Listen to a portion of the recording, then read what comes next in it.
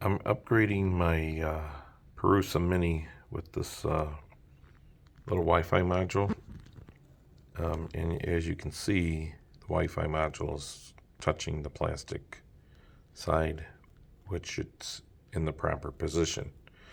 Originally, when I put it in, it was a little bit moved to the top view, and the pins were off by one row, and I couldn't upgrade my Wi-Fi module firmware. So I took the top apart again and reinserted it in to where it's close to the wall here, and everything upgraded then fine with the firmware for the Wi-Fi module. So it's a nice little tidbit. Please like, share, and subscribe.